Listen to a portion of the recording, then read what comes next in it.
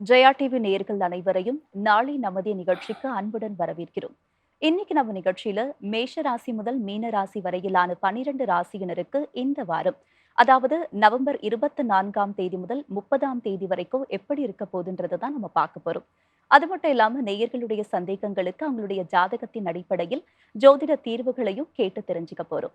இன்னைக்கு நம்ம நிகழ்ச்சிக்கு தமிழ்நாட்டின் 2 பிரபலமான ஜோதிடர்கள் நம்ம அரங்கத்திற்கு வருகை தந்திருக்கிறார்கள். முதலில் அவர்களை வரவேற்கலாம். முதலாவதாக உதாரண ஜோதிடர் திரு பீமராஜ ஐயர் அவர்கள். வணக்கம் சார். வணக்கம். அடுத்ததாக திருக்கோவிலூர் திரு ஹரிபிரசாத் சர்மா அவர்கள். வணக்கம் சார். நமஸ்காரம். நம்ம நிகழ்ச்சியில முதலாவதாக மேஷ ராசியினருக்கு வரக்கூடிய வாரம் சாதகமான வாரமா இருக்க போதா இல்ல அவங்க கூடுதல் கவனமா இருக்கணுமான்றத கேட்டு தெரிஞ்சுக்கலாம். பீமராஜ் ஐயர் சார் சொல்லுங்க, மேஷ ராசியினருக்கு வரக்கூடிய வாரம் எப்படி அமைய போகுது? மேஷராசி என்பர்களுக்கு இலக்கை நோக்கி அடியெடுத்து வைக்கக்கூடிய ஒரு பயணம் தொடங்க போகின்றது. உங்களுடைய கோல் எது அப்படின்றத நீங்கள் முடிவு பண்ணலாம். ஏற்கனவே முடிவு பண்ணியிருந்தால் அதை நோக்கி பயணிக்கலாம். இந்த வாரத்தில் சந்திரன் ஆகப்பட்டவர் ராசிக்கு 5ஆம் இடத்துல தன்னுடைய சஞ்சாரத்தை பயணத்தை தொடங்குகிறார். சிம்ம ராசியில் பூர நட்சத்திரத்தில் அப்படியே 6, 7, 8ஆம் இடம் வந்து இந்த வாரம் பூர்த்தி ஆகும். 8ஆம் இடம் விருச்சிகம். அந்த இடத்துல சூரியனும் புதனும் சேர்ந்து இருக்கிறாங்க. அப்போ சந்திரன் சூரியனை நோக்கி பயணித்து அவரோடு போய் சேர்றார், இணைகிறார். அந்த சூரியன்னு சொல்லக்கூடியவர் வந்து ஆத்மகாரகன் அப்படின்னு நம்ம சொல்கிறோம்.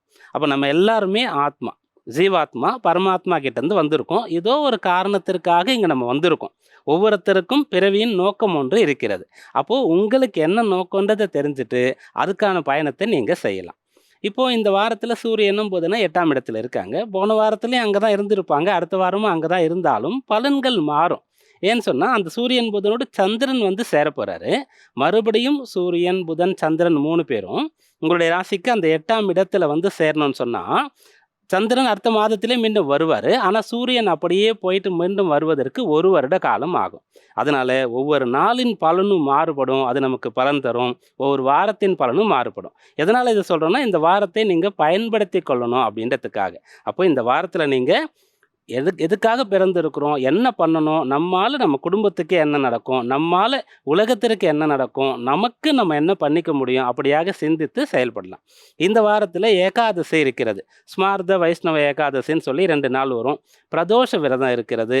மாதந்தோறும் வரக்கூடிய மாத சிவராத்திரி விரதம் இருக்கிறது. வாரத்தினுடைய கடைசியில் அமாவாசை வருகிறது. இதெல்லாம் இந்த வாரத்தினுடைய விசேஷ நாட்கள். இதில் உங்களுக்கு தகுந்த மாதிரி நீங்கள் நாளை தேர்ந்தெடுத்து விரதம் இருக்கலாம், கோவிலுக்கு போயிட்டு வரலாம். அதை செய்யும்போது நற்பலன் உண்டாகும். அப்ப மேஷ ராசியினர் சிந்தித்து செயல்பட்டா இந்த வாரம் சிறந்த வாரமா இருக்க போகுது இல்லையா சார்? ரிஷப ராசியினருக்கு எப்படி இருக்க போகுது சார்? சிறப்பான வாரமா இருக்க போதா? வீட்லயும் அலுவலகத்திலையும் அவங்களுடைய சூழல் எவ்வாறு இருக்க போகுது? ரிஷப ராசி என்பவர்களுக்கு ராசிக்கு 8ஆம் இடத்துல ராசிநாதனாக இருக்கக்கூடிய சுக்கிரன் இப்போ இருக்கார். அந்த சுக்கிரன் வந்து அடுத்த வாரத்தில் 9ஆம் இடத்திற்கு மாறிவிடுவார். அப்போ ராசிநாதன் சொல்லக்கூடியவர் 8ஆம் இடத்துல இருக்கிறதுனால நீங்கள் வந்து கொஞ்சம் கஷ்டப்பட்டு உங்களுடைய காரியங்களை செய்கிற மாதிரி இருக்கும். குருவோடு பரிவர்த்தனை பண்ணுறதுனால அந்த காரியத்தில் உங்களுக்கு பலன் கிடைச்சிடும். ஆனால் செய்கிறது கொஞ்சம் கடினமாக இருக்கும். 2வது, பருவ வயதில் இருக்கக்கூடியவர்களுக்கோ அல்லது மத்தியம வயதில் இருந்தாலும் கூட கையில் பணம் இருக்குது, டைம் இருக்குது அப்படின்னு சொன்னால் என்ன பண்ணலாம் அப்படின்னு சொல்லும்போது என்டர்டெயின்மெண்ட்டு, அப்போ சிற்றின்பம் அப்படின்னு சொல்லக்கூடிய தீய பழக்கங்கள், தீய எண்ணங்கள் அப்படின்னு சொல்லக்கூடிய விஷயங்கள் ஏற்பட வாய்ப்பு இருக்கிறது. அதை தவிர்த்துட்டா போதுமானது. அதற்கு நீங்கள் என்ன பண்ணலான்னு சொன்னால், உங்களை பிஸியாக வச்சுக்கணும். நீங்கள் ஒரு பிளான் பண்ணிடணும். இன்னென்ன நாளில் நம்ம இதை பண்ண போகிறோம், இதெல்லாம் கண்டிப்பாக அவாய்ட் பண்ணணும் அப்படின்னு சொல்லிட்டு அப்படியாக திட்டமிட்டு செயல்படும் போது இந்த வாரம் உங்களுக்கு நற்பலனை தரும். சார், ரிஷப ராசியினருக்கு இந்த வாரம் எப்படி இருக்க போகுதுன்றது மட்டும் இல்லாம என்னெல்லாம் செய்யணும் செய்யக்கூடாதுன்றதையும் ரொம்ப தெளிவா சொன்னீங்க. மிதுனம் ராசியினருக்கு எப்படி இருக்க போகுது சார்? நல்ல பலன்கள் கிடைக்க போதா? சாதகமான வாரமா இது இருக்க போகுது? மிதுன ராசி என்பவர்களுக்கு கட்டாயம் இந்த வாரம் சாதகமாக தான் இருக்கும். சுக்கிரன் வந்து ராசிக்கு 7ஆம் இடத்திலிருந்து ராசியை பார்த்து கொண்டு இருக்கின்றார்.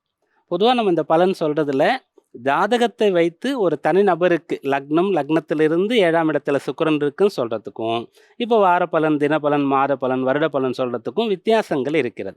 இப்போ சுக்கிரன் 7ஆம் இடத்துல இருந்து ராசியை பார்க்குறாரு. அப்போ சுக்கிரன்னு சொல்லக்கூடியவர் வந்து ஒருத்தரை சுகவாசியாக வச்சுப்பார். உலகத்தில் இருக்கக்கூடிய அனைத்து சுகபோகங்களுக்கும் காரணமானவர் சுக்கிரன் தான். அப்போ அவர் 7ஆம் இடத்துல இருந்து ராசியை பார்க்குறாரு. அது மட்டும் இல்லாமல் உங்கள் ராசிக்கு நன்மையை செய்யக்கூடியவர், பூர்வ புண்ணியாதிபதி. அதனால் நீங்கள் சந்தோஷமாக இருப்பீங்க. மிதுனம்னு சொல்லும்போது உங்களுக்கு வந்து நல்ல கல்வி, எல்லா விஷயத்துலையும் வந்து நுண்கலைன்னு சொல்லுவோம். ரொம்ப ஈடுபட்டு ஆராய்ந்து பகுத்தறிந்து பார்க்கக்கூடிய அந்த சமயோசித்தம், சாமர்த்தியம், புத்தியெல்லாம் இருக்கும்.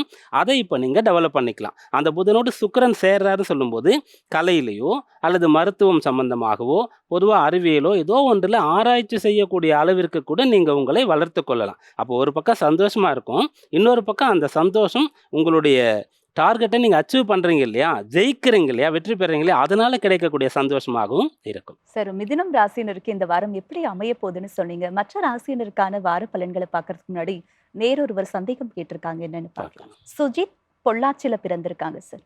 பிறந்த தேதி 28/8/1996 இரவு 10:05 மணிக்கு பிறந்திருக்காங்க.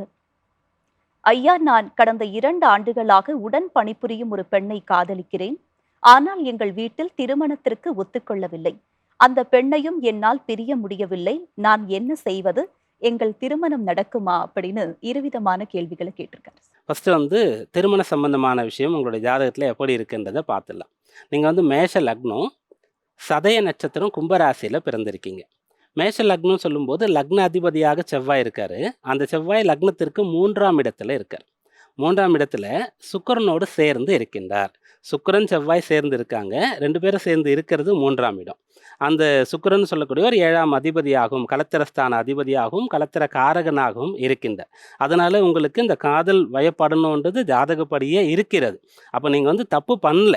அதே போல் நீங்கள் விரும்புகிறீங்க, அந்த பெண்ணும் உங்களை ஏற்றுக்கொண்டு பிடித்திருந்து 2 பேரும் விரும்புகிறீங்கன்னு சொல்லும்போது அதில் தவறு கிடையாது.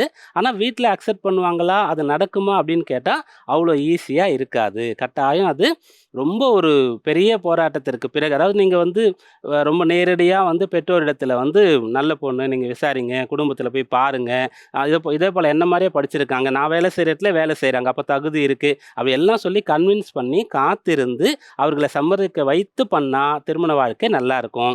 அப்படி இல்லைன்னு சொல்லும்போது அவசரப்பட்டு நீங்களாகவே போய் பெற்றோருடைய ஆசீர்வாதம் கிடைக்காம செய்து கொண்டா கஷ்டப்படக்கூடிய அம்சம் ஏற்படும். எதனால் அதை சொல்கிறோன்னு சொன்னால், அந்த 3ஆம் இடம் சுக்கிரன் செவ்வாய் சொன்னோம், அதோடு சேர்ந்து இப்போ உங்களுக்கு நடக்கக்கூடிய திசை வந்து சனி மகா திசையில் சுயபுக்தி நடக்கிறது. சனி திசை இப்போ தான் ஆரம்பிச்சிருக்கிறது. அப்போ நீங்கள் மேஷ லக்னம்னு சொன்னால் சனி வந்து உங்களோட லக்னத்திற்கு பாதகாதிபதியாக வந்து விடுகின்றார். அவர் உங்களை கஷ்டப்படுத்தணும், அதற்கு ஏதாவது ஒரு காரணம் தேவை. அந்த திசை இப்போ ஆரம்பிச்சிருக்கு. அப்போ இந்த காரணத்தை நீங்கள் அதுக்கு வாய்ப்பாக கொடுத்துடக்கூடாது. 2வது, அந்த சனி லக்னத்திற்கு 12இல் இருக்காரு, கேதுவோடு சேர்ந்து இருக்கின்றார், வக்ரகதியாகவும் இருக்கின்றார். அதனால் நீங்கள் வந்துட்டு இந்த திருமண விஷயத்தை பெற்றோருடைய சம்மதத்தில் தான் செய்துக்கணுன்றதில் 2 பேரும் உறுதியாயிருங்க, காத்திருங்க, நடக்கும். சார், இந்த நேயர் வந்து காதல் திருமணம் எனக்கு கைகூடுமா, என்ன செய்யறது அப்படின்னு ரொம்ப வருத்தத்தோட கேட்டிருந்தாரு. ரொம்ப தெளிவான ஒரு விளக்கத்தை கொடுத்துருக்கீங்க சார். அவர் என்ன பண்ணணுன்றதையும் ரொம்ப விலாவரியா சொல்லியிருக்கீங்க. ஹரிபிரசாத் சார், நீங்க சொல்லுங்க. இப்ப சார் சொல்லும் போது சொன்னாங்க, உங்களுடைய ஜாதகத்திலேயே உங்களுக்கு வந்து காதல் பண்றதுக்கான ஒரு இது இருக்கு அப்படின்ட்டு. அப்படி இருக்கும்போது ஜாதக அமைப்பு சரியா எப்படி இருந்தா உங்களுக்கு காதல் திருமணம் நடக்கும், காதல் திருமணம் கைகூடும்? அண்ணா சொன்னது வந்து காதல் வயப்படுவது என்பது வேறு, அந்த காதல் கைகூடுவது என்பது வேறு. 2மே வந்து வித்தியாசம் இருக்குது. எல்லோருமே வாழ்க்கையில் காதலிச்சிருப்பாங்க. ஆனால் ஒரு சில பேர் காதலை எக்ஸ்பிரஸ் பண்ணியிருப்பாங்க, ஒரு சில பேர் எக்ஸ்பிரஸ் பண்ணாமலே இருந்திருப்பாங்க, மனசுக்குள்ளேயே வச்சுட்டு மாதிரிலாம் இருந்திருப்பாங்க. நிறைய பேர், எல்லாரும் பெரும்பாலும் எல்லோருமே காதல் வயப்படுகிறார்கள். ஆனால் எல்லோருடைய காதலுமே வெற்றியில் வந்து முடியுமா அப்படிங்கிற ஒரு விஷயம் இருக்கு. காதல் திருமணம் செய்து கொண்டால் கூட அந்த திருமண வாழ்க்கை நல்லபடியாக இருக்குமா, இது அடுத்த ஒரு 3 பாயிண்டா நம்ம பிரித்து பார்க்கலாம். இந்த காதல் வயப்படுதல் அப்படின்னு சொல்லிட்டாலே அந்த லக்னாதிபதியும் 7ஆம் பாவாதிபதியும் ஒன்றாக இணைந்திருக்கிறார்கள் சொல்லிட்டார். உதாரணத்திற்கு எடுத்துக்கும் பொழுது இவருடைய ஜாதகத்தில் லக்னாதிபதியும் 7ஆம் பாவாதிபதியும் ஒன்றாக இணைந்து ஒரு 3ஆம் பாவம்ங்கிறது ஒரு காமஸ்தானம்னு சொல்லுவா, வீரியஸ்தானம், தைரியஸ்தானம்னு சொல்லுவா.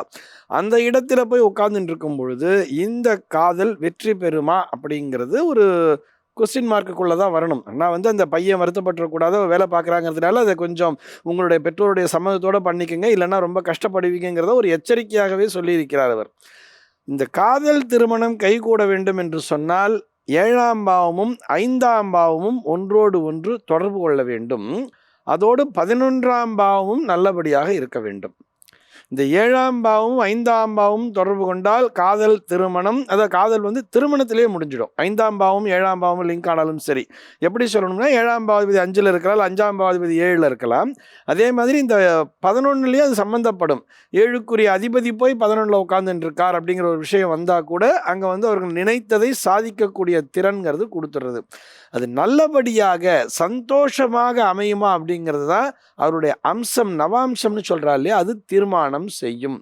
எல்லாம் பலம் இருந்தால் கூட அவனுக்கு அதுக்கு அம்சம் இல்லைப்பா அப்படின்னு சொல்லுவாள் தெரியுமா. ஒரு சில பேர் அவங்க வீட்டில் எல்லாம் ஒத்துக்கிட்டாங்க, நல்லா கஷ்டப்பட்டு தான் காதலை வந்து சண்டை போட்டு கல்யாணம்லாம் பண்ணிக்கிட்டாங்க. எல்லாரும் ஒத்துக்கிட்டு கல்யாணம் பண்ணி கூட இது ரெண்டும் ஒழுங்காக குடும்பம் பண்ணலை, சண்டை போட்டு இப்போ 2 பேரும் பிரிஞ்சு உட்காந்துட்டு இருக்கான்னு சொல்கிறது நிறைய பேரை பார்ப்போம். அப்போ அவனுக்கு எல்லாம் கைகூடி வந்தால் கூட அதை அனுபவிக்கக்கூடிய அம்சம் இருக்குதா அப்படிங்கிற சொல்கிறா இல்லையா, அதைத்தான் ஜாதகத்திலே நவாம்சம் என்பதும் தீர்மானிக்கும். இப்போ அந்த பையனுடைய ஜாதகத்திலே எடுத்துட்டோம்னா 7ஆம் பாவாதிபதி சுக்கிரன் 3ல் உட்கார்ந்துட்டு இருக்காருன்னு சொல்லிட்டார், மிதுனத்தில் இருக்காருன்னு சொன்னால் அவர் எந்த அம்சம் தாங்கி இருக்கிறார்னு பார்க்கணும். செவ்வாயினுடைய அம்சத்தில் இருக்காரா, அல்லது ராகுனுடைய அம்சத்தில் இருக்காரா, அல்லது குருவனுடைய அம்சத்தில் இருக்காரா. அந்த கிரகங்கள் சரியாக இருந்தால் அந்த பையனுக்கு அந்த திருமண வாழ்க்கை என்பது நல்லபடியாக அமையும். பொதுவாக இந்த காதல் அப்படின்னு வந்துட்டாலே இன்னைக்கு பெரும்பாலான குழந்தைகள் காதல் வயப்படுகிறார்கள். ஜாதகத்தை பார்த்துக்க வேண்டியது. நான் என்ன சொல்லிடுறேன், பேரண்ட்ஸும் அவசரப்படாதீங்க, நீ காதலிக்கிற நான் எதிர்க்கிறேன்னு சொல்லிட்டு அவசரப்படாதீங்க. அந்த குழந்தையோட ஜாதகத்தை எடுத்துட்டு போய் காமிங்கோ. 7ஆம் பாவாதிபதி 5ஓட தொடர்புல இருக்கு, அது 11ல் இருக்கு. அந்த திருமண வாழ்க்கைங்கிறது சக்சஸ்ஃபுல்லாக வரும். இந்த நேரத்திலே திருமணம் செஞ்சா நன்னா இருக்கும்னு சொன்னா நீங்க தாராளமா பச்சை கொடி என்பதை காண்பிக்கலாம். அப்படி இல்லை அந்த குழந்தைக்கு வந்து இந்த காதல் திருமணம் செய்து கொண்டால் அந்த குழந்தை கஷ்டப்படும் இருந்ததுன்னா கொஞ்ச நாள் கழிச்சு பண்ணா நன்னா இருக்குங்கிறது திசா புக்திங்கிறது சொல்லிடும். இப்போ உதாரணத்திற்கு இவரே எடுத்துக்கொண்டால் கூட சொல்லிட்டார், சனி திசையிலே சனி புக்தி நடக்குது, சனி 12ஆம் பாவத்தில் கேத்துவோட சேர்ந்து இருக்காருன்னு சொல்லிட்டு கண்டிப்பா சிரமப்படுவான் அந்த குழந்தை. அப்போ அவன் எப்போ கல்யாணம் பண்ணணும்னு சொன்னா அவனுக்கு சனி புக்தி முடிஞ்சு, புதன் புக்தி முடிஞ்சு, கேத்து புக்தி முடிஞ்சு, அந்த சுக்கிர புக்தி என்பது வரும்பொழுதுதான் அவனுடைய திருமண வாழ்க்கை என்பது நல்லபடியாக இருக்கும். ஏன்னா 7ஆம் பாவாதிபதி 3ல் இருந்தாலே கலத்திர தோஷம்ங்கிறா, மறுவிவாகம் செய்து கொள்ளும் அதிகாரம் உண்டுன்னு சொல்றா. அந்த மறுவிவாகமானது எப்பொழுது நடக்குமோ அந்த நேரத்தில் நீ இந்த முதல் திருமணத்தை செய், அப்போதான் நீ நல்லா இருப்பப்பான்னு சொல்லி அவனுக்கு ஒரு அட்வைஸ் கொடுக்கலாம். இதே போல ஒவ்வொருவருடைய ஜாதகத்திலையுமே தனிப்பட்ட ஜாதகத்திலே அந்த குழந்தையினுடைய, அந்த பெண் குழந்தையாக இருந்தாலும் சரி ஆண் குழந்தையாக இருந்தாலும் சரி, 7ஆம் பாவம் 5ஆம் பாவம் மற்றும் 11ஆம் பாவம் நல்லா இருக்கான்னு பார்த்துக்குங்கோ. இது எல்லாத்துக்கும் சக்ஸஸ்ஃபுல்லாக வர்ற மாதிரி அந்த அம்சங்கிறதும் நல்லா இருக்கான்னு பார்த்துக்குங்கோ. இப்போ நன்னா இருந்தால் தாராளமாக நீங்கள் பச்சை கொடி காமிக்கலாம். அப்படி இல்லைன்னா இன்னும் கொஞ்ச நாள் போகட்டும்ப்பா பார்க்கலாம், இன்னொரு 1 வருஷம் போகட்டும் பார்க்கலாம், அப்படியே இருன்னு சொல்லி பார்ப்போம். அந்த 1 வருடம் கழித்து நேரம் மாறும்பொழுது ஆட்டோமேட்டிக்காக இவர்களுக்குள்ளாக ஒத்து வராதுன்னு இருந்தால் பிரிஞ்சு போயிட போகிறா. திரும்ப வேற ஒரு நல்ல இடமா பார்த்து கல்யாணத்தையும் பண்ணி வைக்கலாம். அதற்காக அது வந்து நம்முடைய ஜாதகம் நிச்சயமாக தீர்மானம் பண்ணிடுமா.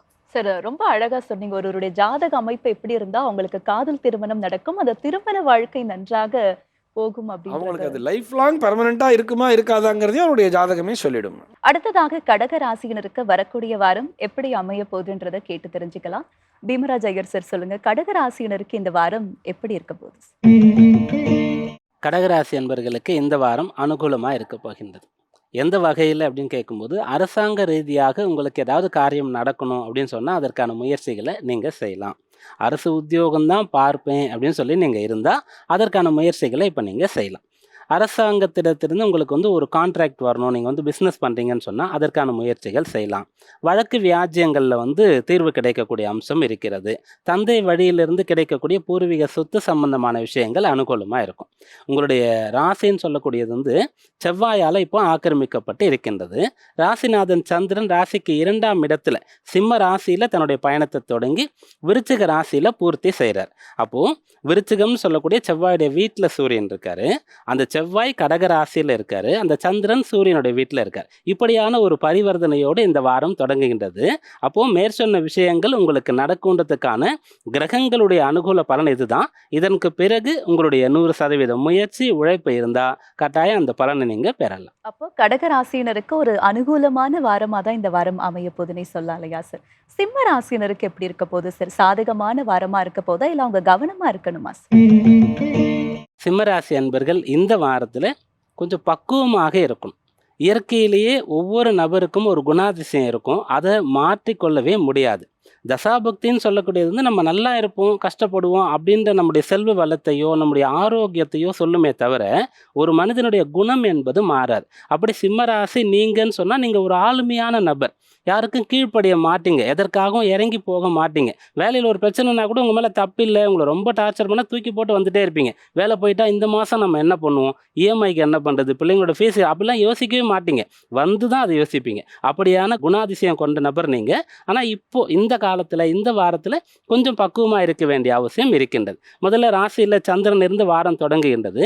அந்த சந்திரன்னு சொல்லக்கூடிய ஒரு லக்னத்திலேயோ, ராசியிலேயோ வரும்போது, மனதுல வந்து அதிகமான எண்ணங்களை ஏற்படுத்தக்கூடிய ஒரு நிலை இருக்கும். 7ஆம் இடத்துல சனி, 8ல ராகு இதெல்லாம் இருக்கிறது.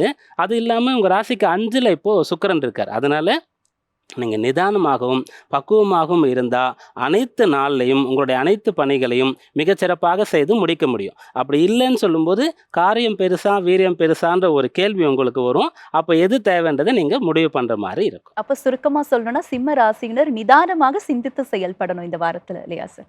கன்னி ராசியினருக்கு இந்த வாரம் எப்படி இருக்க போகுது சார்? கன்னிராசி என்பர்களுக்கு இந்த வாரம் சாதகமா இருக்கும். இந்த வாரத்துல உங்களுடைய செயல்கள் வந்து சுலபமா இருக்கும். நீங்க படிக்கிறது வந்து அப்படியே ஆசிரியர் சொல்லிக் குடுக்கும்போதே மனசுல பதிஞ்சிரும். அல்லது நீங்க படிக்கும்போதே உங்களுக்கு வந்து புரிஞ்சிரும். குறிப்பா கணிதம் வந்து நெறைய பேருக்கு வராது. எவ்வளோ டைம் நீங்க முயற்சி பண்ணாலும் அது உங்களுக்கு வந்து சிம்ம சொப்பனமா ரொம்ப கஷ்டமா இருக்கும் உங்களுக்கு. பகீரத பிரயத்தனமா இருக்கும். ஆனா இந்த வாரத்துல அதுக்கு கூட உங்களுக்கு சுலபமான ஒரு அத கற்றுக்கொள்வதற்கான வழி பிறக்கும். தானாவே சில பேருக்கு புரியும். சில பேருக்கு நல்ல ஒரு ஆசிரியர் இடத்துல போயிட்டு சிறப்பு வகுப்புல சேரக்கூடிய ஒரு அம்சம் இருக்கும். சில பேருக்கு மூத்த சகோதரனோ, சகோதரியோ அவங்களுக்கு டைம் கிடைச்சு உங்களுக்கு வந்து சொல்லிக் கொடுக்க தொடங்குவாங்க. இப்படி ஏதாவது ஒரு ஒரு நபர் மூலமாக உங்களுக்கு வந்து உதவி கிடைத்து, எது கடினமா இருக்கோ அது சுலபமாகும். வேலையில புதுசா சேர்ந்திருக்கீங்க. கண்ண கட்டி காட்டுல விட்ட மாரி இருக்கு. ஒண்ணும் புரியல. அந்த இடத்துல ஒரு சீனியர் வந்து உங்களுக்கு இப்படிதான் செய்யணும் அப்படின்றத பக்குவமா எடுத்து சொல்லிக் கொடுப்பார். பிசினஸ் ஆரம்பிச்சிட்டீங்க. பணம் இருக்கு. ஒரு தைரியத்துல. ஆனா ஒண்ணுமே புரியல உங்களுக்கு. இப்போ ஒரு ஹெல்ப் கிடைக்கும். அப்படியாக கடினமான விஷயங்களுக்கு தீர்வு கிடைக்கும். உங்களுடைய செயல்கள் சுலபமாகும். இது இந்த வாரத்தினுடைய பலன். பயன்படுத்திக் கொள்ளுங்கள். சார் கன்னி ராசியினருக்கு வரக்கூடிய வாரம் எப்படி அமைய போகுதுன்றத சொல்லியிருக்கீங்க. மற்ற ராசியினருக்கான வார பலன்களை பார்க்கறதுக்கு முன்னாடி ஒரு நேயர் சந்தேகம் கேட்டிருக்காங்க, என்னன்னு பார்க்கலாம். மாரியப்பன் ஒசூர்ல இருந்து சார்.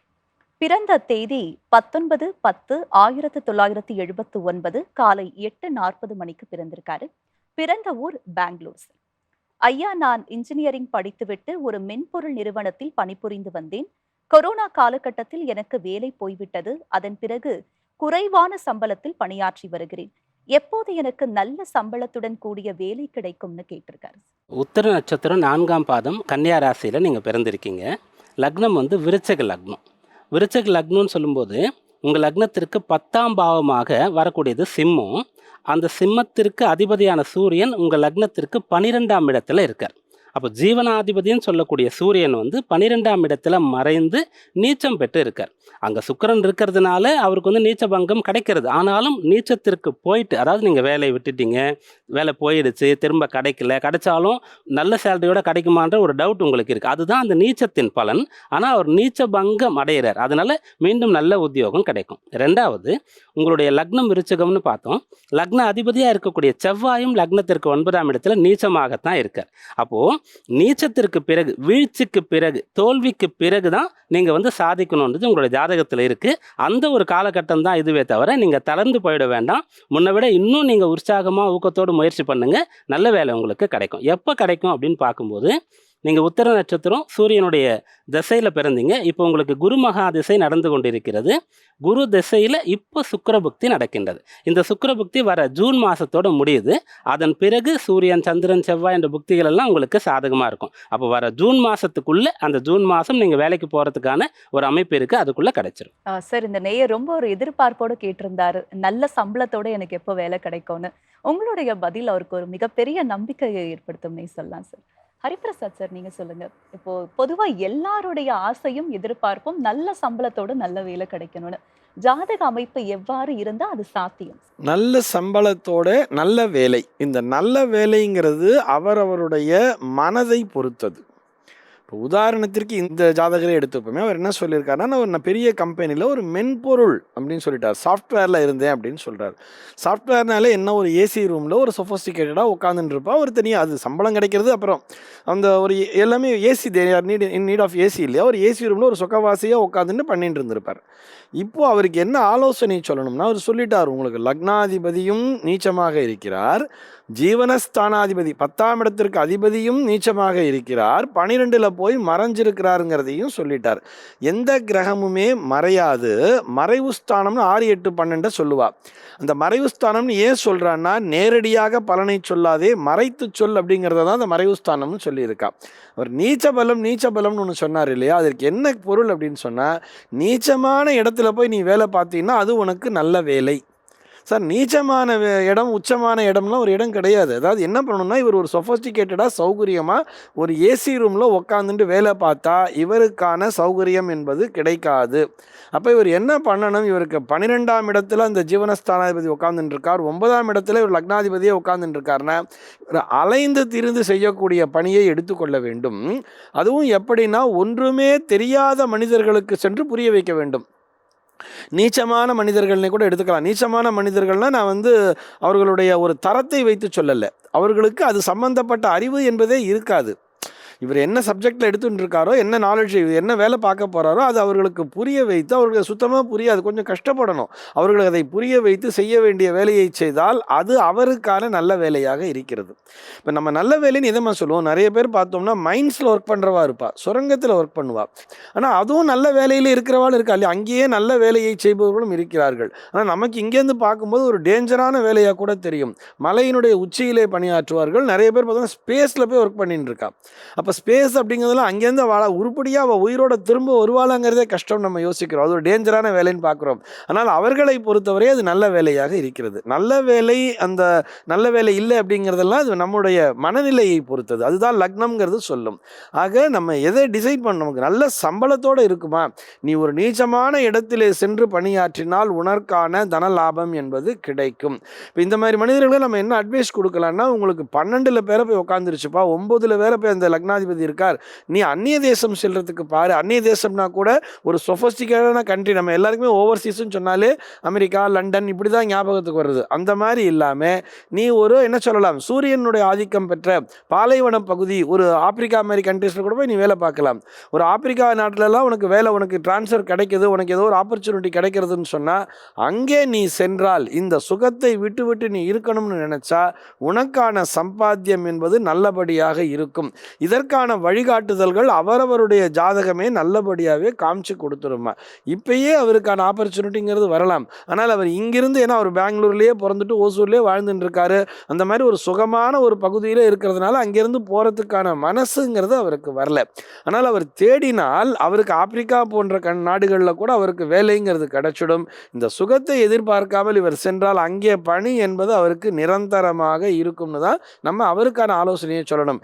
இதுபோல் ஒவ்வொருவருடைய ஜாதகத்தை கொண்டும் அவருக்கு என்ன மாதிரியான பலம் இருக்கிறது, குறிப்பாக 2 விஷயத்தை மட்டும்தான் அண்ணா எடுத்துட்டாருங்க. எதை சொன்னார்னு பார்த்தோம்னா, லக்னாதிபதியை சொன்னார், 10ஆம் பாவாதிபதியை சொன்னார். இது 2 தான் உங்களுடைய உத்தியோகத்தை தீர்மானிக்கும். உங்களுடைய லக்னாதிபதியும் 10ஆம் பாவாதிபதியும் எந்த இடத்தை குறிகாட்டுகிறார்களோ அந்த இடத்திலே சென்று பணியாற்றுங்கள், அது சம்பந்தப்பட்ட தொழிலை செய்யுங்கள், நிச்சயமாக எல்லோருமே வாழ்க்கையில் வெற்றி பெறுவார்கள். அடுத்ததாக துலாம் ராசியினருக்கு வரக்கூடிய வாரம் எப்படி அமைய போகுதுன்றதை கேட்டு தெரிஞ்சுக்கலாம். பீமராஜ் ஐயர் சார் சொல்லுங்க, துலாம் ராசியினருக்கு இந்த வாரம் சாதகமான வாரமா அமைய போதா, இல்லை எப்படி இருக்க போகுது?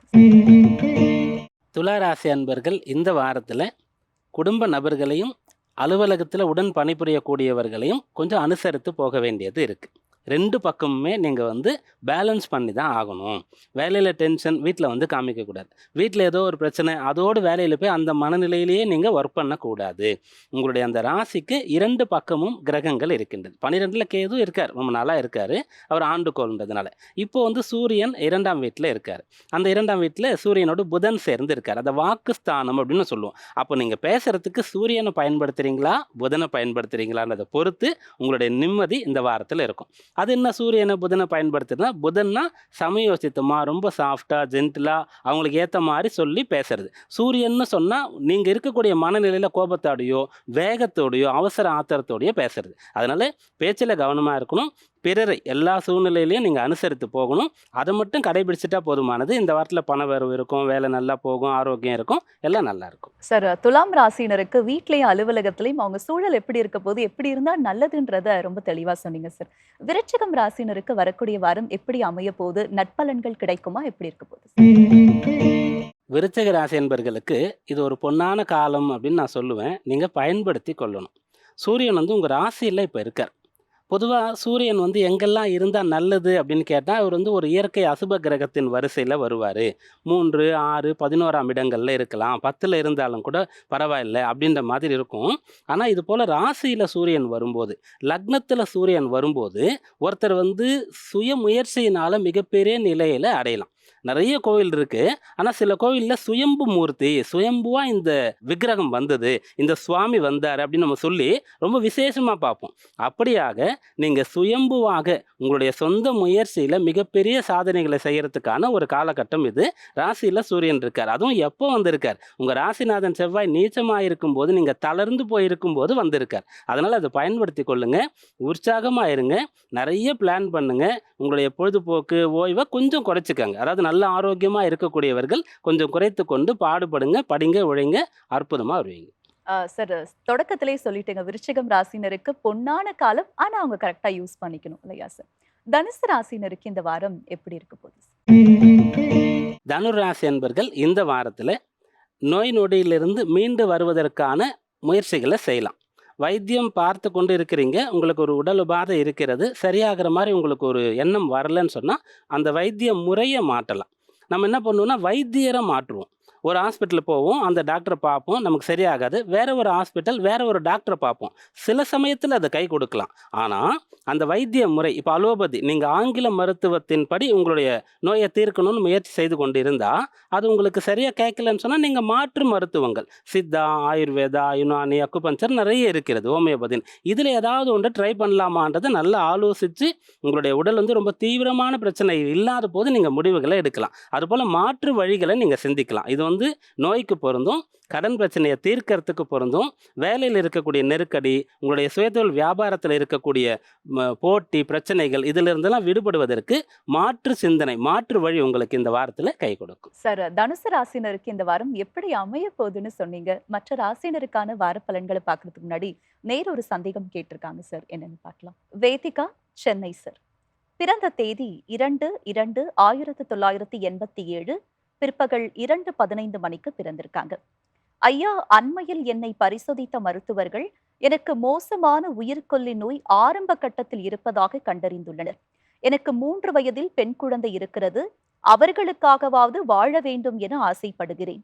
என் நோய் முற்றிலும் குணமாகுமா? ஆயுள் பாவம் எப்படி இருக்குன்னு இருவிதமான கேள்விகளை கேட்டிருக்காங்க. நீங்கள் வந்து உத்திரட்டாதி நட்சத்திரம் மீன ராசியில் பிறந்திருக்கீங்க. லக்னம் வந்து ரிஷபம். இந்த ரிஷப லக்னம் சொல்லும்போது லக்னத்திற்கு அதிபதி அப்படின்னு சொல்லக்கூடிய ஒரு கிரகமே 6ஆம் இடம்னு சொல்லக்கூடிய அந்த ரோகஸ்தானம், நோய் என்ன நோய் அந்த ஜாதகருக்கு ஏற்படணும்னு சொல்லக்கூடிய இடத்திற்கும் அதிபதியாக இருக்கார். ரெண்டாவது, அப்படிப்பட்ட அந்த சுக்கிரன் லக்னத்திற்கு 8ஆம் இடத்துல இருக்கார். அப்போது உங்களுடைய ஜாதகத்தில் உங்களுக்கு உடல் உபாதைன்னு சொல்லக்கூடிய ஒரு விஷயம் இருக்கிறது. ஆனால் அது வந்து தீருமா? உங்களுக்கு பெண் குழந்தை இருக்குது, சின்ன 3 வயசில் ஒரு குழந்தை இருக்குன்னு சொன்னீங்க. அதெல்லாம் வளர்த்து நீங்கள் ஆளாக்கணும், எவ்வளோ கனவுகள் இருக்கும். உங்களுக்கு 37 வயசு தான் ஆகுது. அதனால் நீங்கள் ஃபஸ்ட்டு வந்து அந்த பயத்திலிருந்து விடுபடுங்க. நீங்கள் சொன்னதில் ஒரு நல்ல விஷயம் என்னென்னா, நோயினுடைய தீவிரமான நோயாக இருந்தாலும் ஆரம்ப கட்டத்திலே உங்களுக்கு தெரிஞ்சிருச்சு. அப்படி ஆரம்ப கட்டத்தில் தெரியும் போது இப்போ இருக்கக்கூடிய மருத்துவம் வந்து ரொம்ப வளர்ந்து இருக்கிறது. கட்டாயம் உங்களுக்கு சரியாகும் பொதுவாகவே. ரெண்டாவது, உங்களோட லக்ன அதிபதி 6ஆம் அதிபதியாகவே இருந்து 8ல் இருக்கிறதுனால உங்களுக்கு இந்த பிரச்சனை. அதுக்கு பிறகு நீங்கள் உத்திரட்டாதி நட்சத்திரம் இல்லையா, அப்போ அந்த சந்திரன் சொல்லக்கூடிய ஒருத்தர் வந்து மீன ராசியில் இருக்காரு, கூட ராகு சேர்ந்து இருக்கின்றார். அப்போது உங்களுக்கு ஏற்படக்கூடிய அந்த உடல் உபாதை தீருமா தீராதா, அதற்கு எப்படிப்பட்ட வைத்தியம் பார்க்கணும், எவ்வளோ நாளில் தீரும், அது எந்த அளவுக்கு உங்களுக்கு கேட்கொண்ட நிறைய விஷயங்கள் வந்து நிறைய பரிசோதனைகள் பண்ணால் மட்டும்தான் தெரியும். உடனடியாக உங்களுக்கு தீர்வு கிடைக்காது அப்படின்னு சொல்லக்கூடிய ஒரு அம்சம் இருக்கிறது. இதெல்லாம் தாண்டி இப்போ உங்களுக்கு நடக்கக்கூடிய தசைன்னு பார்க்கும்போது, நம்ம இப்போ உங்களுடைய லக்னம் சுக்கிரனோடது அந்த சுக்கிரன் தான் 6ஆம் அதிபதின்னு பார்த்தோம் இல்லையா? அந்த சுக்கிரனுடைய திசை தான் உங்களுக்கு நடக்கிறது. அந்த சுக்கிர திசை 2020ஆம் ஆண்டு உங்களுக்கு ஆரம்பிச்சது. அதில இப்போ உங்களுக்கு நடக்கக்கூடியது சுக்கிர திசையில சந்திர புக்தி. அப்ப சுக்கிரன் 6க்குடையவர், லக்னத்திற்குடையவர் 8ல இருக்காரு. சந்திரன் வந்து 11ஆம் பாவத்தில இருந்தாலும் ராகுவோட சேர்ந்து இருக்கார். அப்படின்னு பார்த்துட்டோம். இந்த 2 காம்பினேஷன்ல தான் அந்த சுக்கிர திசையில தான் சந்திர புக்தி நடக்கிறது. அப்போ மிகச் சரியாக நீங்க வந்து நோயின் ஆரம்பத்தில அதை தெரிந்து கொண்டீங்க. கட்டாயம் அதிலிருந்து நீங்க விடுபடுவீங்க. ஏன்னா அந்த சுக்கிரன் எப்படி 6ஆம் அதிபதியோ நோயை கொடுக்குறாரோ அவரே தான் லக்ன அதிபதி. ஒரு குழந்தைய ஒரு அம்மா வந்து அடிக்கிறாங்க, கண்டிக்கிறாங்க, தண்டிக்கிறாங்க தப்பு செய்யும்போது. ஆனால் மறுபடியும் அந்த அம்மாவே தான் அந்த குழந்தைய அரவணைப்பாங்க, கொஞ்சுவாங்க, அழும்போது பயந்து இருக்கும்போது அதுலேருந்து தேற்றி கொண்டு வருவாங்க. அப்படித்தான் லக்னாதிபதினு சொல்லக்கூடிய ஒருவர். அதனால் அவர் நோயை கொடுத்தாரு, அவரே தீர்வையும் கொடுப்பாரு. கட்டாயம் உங்களுக்கு நோய் குணமாகும். நம்பிக்கையோடு இருக்கணும், பயப்படக்கூடாது. சார், இந்த நேயர் தனக்கு வந்திருக்கக்கூடிய நோய் குணமாகுமா, என்னுடைய ஆயுள் எப்படி இருக்கும்னு இருவிதமான கேள்விகளை கேட்டிருந்தாங்க. ரொம்ப தெளிவான ஒரு விளக்கத்தை அவங்களுக்கு கொடுத்துருக்கீங்க சார். ஹரிபிரசாத் சார், நீங்க சொல்லுங்க, ஒருத்தருடைய ஜாதகத்தை வச்சு அவங்களுக்கு என்ன மாதிரியான நோய் வரப்போகுதுன்னு நம்ம துல்லியமா முன்னாடியே கணிச்சிட முடியும்? என்ன மாதிரியான நோய் அப்படின்னு சொல்லி ரொம்ப துல்லியமாக கணிக்க முடியாதுமா. ஏன்னா இன்னைக்கு நிறைய நோய்கள் இருக்கிறது, ஆயிரக்கணக்கான நோய்கள் இருக்கிறது. ஆனால் இருக்கிறது 9 கிரகம் தான். இந்த நோய்களையே நம்ம வந்து எது சம்மந்தப்பட்டு எந்த இடத்துல பிரச்சனை வரும்னு சொல்லலாம். அதாவது ஒவ்வொரு உடற்கூறியல் அப்படின்னு பிரிக்கிறோம். லக்ன பாவம்னு சொன்னால் அது தலைபாகம், 2ஆம் பாவம்ங்கிறது முகத்தம் சார்ந்தது, 3ஆம் பாவம் இருந்து காது மூக்கு தொண்டைன்னு சொல்லுவாள், நுரையீரல் சார்ந்த விஷயங்கள், 4ஆம் இடம்ங்கிறது இருதயம்னு சொல்கிறா. நிறைய பேர் இன்றைக்கி பார்த்தோம்னா ஸ்டென்ட் வச்சுருக்கோம், பைபாஸ் சர்ஜரி பண்ணுறோம், ஹார்ட் ஆப்ரேஷன்லாம் சொல்கிறா இல்லையா? அது எல்லாமே 4ஆம் பாவம் சம்மந்தப்பட்டதாக இருக்கும். 5ஆம் பாவம் என்றது அதற்கும் கீழே கொஞ்சம். 6ஆம் இடம்ங்கிறது இந்த வயிறு, டைஜஸ்டிவ் சிஸ்டம் எல்லாமே 6ஆம் பாவம் சொல்லிவிடும். இப்படி ஒவ்வொரு பாவத்தை கொண்டு இந்த பாவத்தில் பிரச்சனை வரும், அதாவது இந்த இடத்திலே உடற்கூறியல்ல இந்த மாதிரி பிரச்சனை வரும்னு தீர்மானம் பண்ண முடியும். ஆனால் அது என்ன மாதிரி எப்படி இன்ஃபெக்ஷன் வரும் அப்படிங்கிறதே பெரும்பாலும் நோய்கள் அப்படின்னு சொன்னாலே, அதுவும் இது போன்ற உயிர்கொல்லி நோய்கள்னு சொன்னாலே அங்கே ராகுவும் கேதுவும் கண்டிப்பாக ஆக்ட் பண்ணும். ராகு கேத்துக்கள் தான் பிரதானமாக நோய்களை தரக்கூடிய கிரகங்கள். இதை நான் மட்டும் சொல்லலை, யூனிவர்சலாக உலக அளவில் எல்லாருமே ஏற்றுன்னு இருக்கா. நம்ம இந்த வேர்ல்டு ஹெல்த் ஆர்கனைசேஷன் ஒன்று இருக்கும், ஹூ அப்படின்னு சொல்லுவா. அதனுடைய சிம்பிள் பார்த்தோம்னா 2 பாம்புகள் ஒன்றாக இணைந்து இப்படி பின்னின்னு இருக்கிற மாதிரி வச்சுருப்பா. நம்ம ஜென்ரலாக டாக்டர்ஸுடைய காரில் பார்த்தா கூட அந்த சிம்பிளை ஸ்டிக்கராக ஒட்டின்னு இருப்பா. 2 பாம்புகள் இப்படி பின்னிட்டு இப்படி இருக்கிற மாதிரி இருக்கும். இதைத்தான் நம்முடைய அந்த குரோமோசோமினுடைய அடையாளமாகவும் இவர்கள் அடையாளப்படுத்துகிறார்கள். நம்ம ஜோதிடவியல் ரீதியாக இதை ராகு கேத்துன்னு சொல்கிறோம். இவர்கள் தான் இது போன்ற உயிர்கொல்லி நோய்களையே தரக்கூடிய கிரகம். அவர் சொல்லிட்டார் ராகுவும் சந்திரனும் ஒன்றாக சேர்ந்திருக்கிறது அப்படின்னு சொல்லிட்டு. பெரும்பாலும் இன்றைக்கி பார்த்தோம்னா இந்த கேன்சர் அப்படிங்கிற ஒரு விஷயம் தான் வர்றது எல்லாருக்குமே பெரும்பாலும். அதனால் இன்றைக்கி கேன்சர் ஹாஸ்பிட்டல்ஸ்லாம் நிறைய வந்துகிட்டே இருக்குது. இன்றைக்கு இருக்கக்கூடிய அந்த கிரகநிலைகளும் சரி, நம்முடைய வாழ்வியல் முறையும் சரி, நம்ம சாப்பிடக்கூடிய விஷயங்களும் சரி, இதில் நிறைய இந்த கேன்சர் போன்ற நோய்களுக்கு தான் ரொம்ப அது. இப்போ இந்த கேன்சர் அப்படிங்கிற ஒரு விஷயத்தை பார்த்தோம்னா தமிழில் எப்படி சொல்லுவோம், அதுக்கு புற்றுநோய் அப்படின்னு சொல்லுவோம். அந்த புற்று அப்படின்னு சொன்னாலே அங்கே பாம்புங்கிறது வந்துடுறதா? புற்றுனாலே நமக்கு பாம்பு புத்து தானே. அப்போ பாம்புனா அந்த நம்ம ராகு கேத்து ஆட்டோமேட்டிக்காக நமக்கு ஞாபகத்துக்கு வந்துடுறது. இந்த ராகு கேத்துக்களினுடைய தாக்கம் இல்லாமல் இது போன்ற உயிர்கொல்லி நோய்கள் வராது. லக்கிலி இந்த பெண்மணியை பொறுத்தவரை அவர்களுக்கு ஆரம்ப ஸ்டேஜிலேயே கண்டுபிடிச்சிட்டா. லக்னாதிபதியே 8ல் இருக்கார் அப்படின்னு சொல்லிட்டார். லக்னத்திற்கு அதிபதியும் 6ஆம் பாவாதிபதியும் 2மே சுக்கிரன் தான், ஒரு 8ல் இருக்கார் சொல்லிட்டார். அடிப்படையான விதி இந்த பெண்மணிக்கு மாத்திரமில்லை, நான் மற்றவர்களுக்கும் சொல்ல வேண்டிய விஷயம், லக்னாதிபதி 8ல் இருந்தாலே நித்தியகண்டம் பூர்ண ஆயுசும்பா.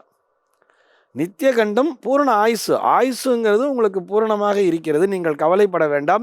உங்களுடைய குழந்தையை உங்களால் நல்லபடியாக வளர்த்து ரொம்ப பெரியாளாகவே உங்களால் கொண்டு வர முடியும். 5ஆம் பாவம்லாம் நல்லா இருந்தாலே போதுமானது. அதிலும் சந்திரன் வந்து உங்களுக்கு 11ல் வேற இருக்கார். நீங்கள் பயப்படாதீர்கள்ங்கிற முதல்ல அந்த தைரியத்தை அவர்களுக்கு நாம் கொடுத்து விடுகிறோம். அதனால் 6ஆம் இடத்திற்கு அதிபதியாகவும் அவரே இருப்பதால் நோயினால் சற்று சிரமப்படுவீர்கள் அப்படிங்கிறதையும் அவர் சொல்லிட்டார். கண்டிப்பாக உங்களுக்கு மெடிகேஷன்ஸுங்கிறது தேவைப்படும் தான். நிறைய பரிசோதனைகள், நிறைய மருந்து மாத்திரைகளை எல்லாம் நீங்கள் உட்கொண்டு தான் ஆக வேண்டும். ஆக அதை அலட்சியப்படுத்திடாதீங்கோ. கண்டிப்பாக எல்லா மெடிகேஷன்ஸையும் ஃபாலோ பண்ணுங்கோ. நிச்சயமாக நல்லபடியாக இருப்பீர்கள் சொல்லிடலாம். ஆயுள்ங்கிறது நல்லாவே இருக்கு. ஆனால் இப்போ நடக்கிறதும் சுக்கிர திசையாகவே இருக்கிறதுனால நிச்சயமாக இந்த சுக்கிர திசைங்கிறது மொத்தம் 20 வருஷம். இப்போ 2020 தான் ஆரம்பிச்சிருக்குன்னா 2040 வரைக்குமே இந்த சுக்கிர திசை தான் போகும்.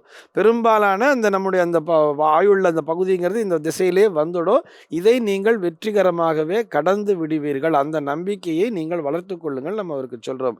இதே மாதிரி தான் ஒவ்வொருவருடைய ஜாதகத்திலையுமே எந்த பாகத்தில் பிரச்சனை வரும்.